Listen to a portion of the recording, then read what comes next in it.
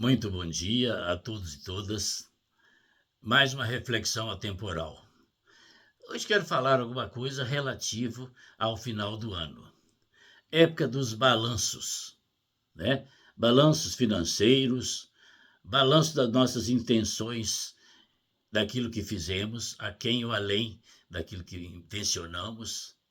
Balanço, enfim, propósitos para o ano seguinte. Então é época dessa reflexão. E aqui eu me lembro um livro do Adolfo Vasques, que tem um capítulo sobre a intencionalidade na história. Muitas vezes, o que se plasma, o que fica pronto da história, é bem diferente daquilo que está nas nossas intenções. Porque, como diz o poeta, no meio do caminho tem uma pedra. Muitos obstáculos, muitas coisas acontecem no meio, de certa maneira, modificando as nossas intenções, para o bem e para o mal. Então, nós podemos achar que somos tão senhores da situação de termos intenções, objetivos e eles serem plenamente atingidos.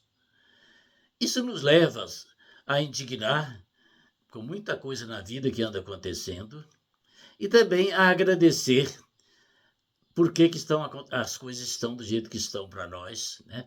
No sentido da parte boa da vida. Uma parte da população na nossa cultura agradece a Deus, um Deus abstrato, metafísico. Tudo está no controle de Deus. Viajamos numa grande embarcação que tem um comandante, Deus.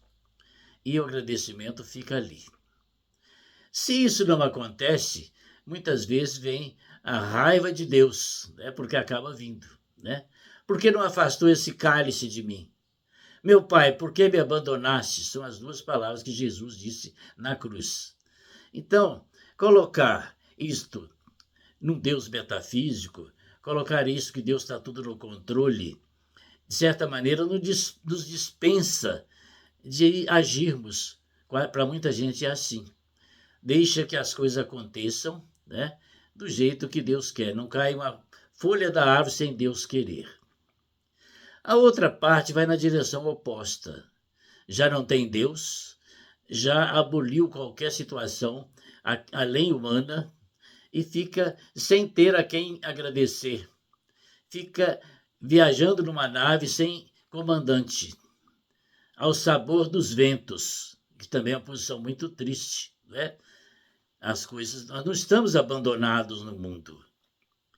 E a terceira, que seria a síntese da tese e antítese, a síntese é que nós fazemos parte de um coletivo chamado humanidade, no sentido mais amplo e mais restrito, da família, etc.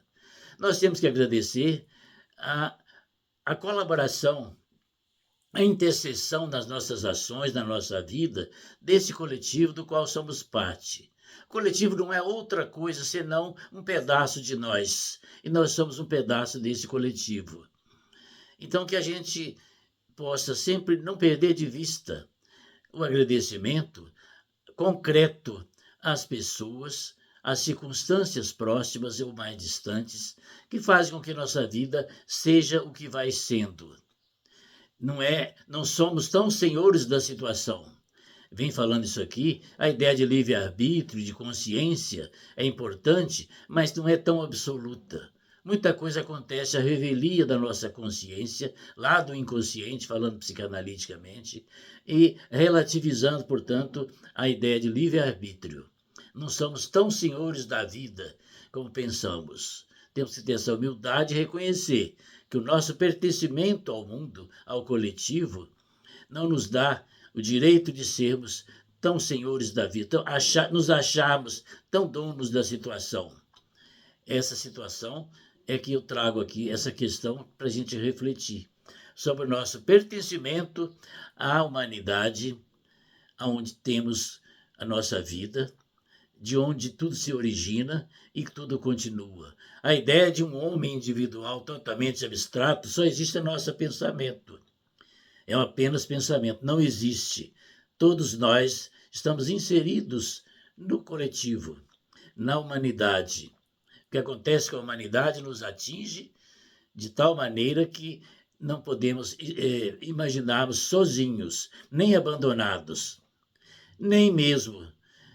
Então, é válido a ideia de que é um Deus abstrato, distante do mundo, que tem controle de tudo, nem mesmo também achar que estamos perdidos dentro dessa embarcação, sem rumo.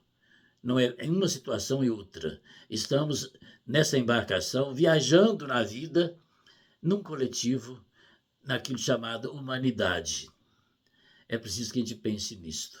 E que ache sempre que as nossas intenções se cruzam com as circunstâncias. Ortega y Gasset sempre dizem, né, o homem é ele e a sua circunstância. Se tira a circunstância, caímos no homem abstrato. Então as circunstâncias e o homem convivem. Né? O homem é a própria circunstância dele e as suas ações intencionadas, modificadas pelo aquilo que vai acontecendo. Essa reflexão que eu faço para esse final de ano.